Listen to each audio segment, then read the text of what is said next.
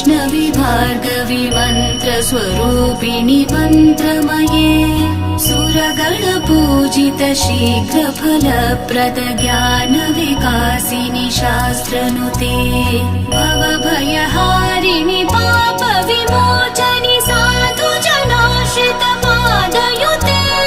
जय जय हे मधुसूदन कामिनि धैर्यलक्ष्मि सदा पालय माम् जय जय हे मधुसूदन कामिनि धैर्यलक्ष्मि सदा पालय माम्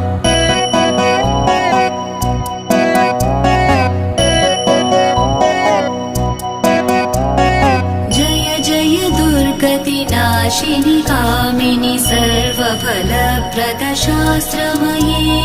रथगज तुरग पदाति समावृत परिजन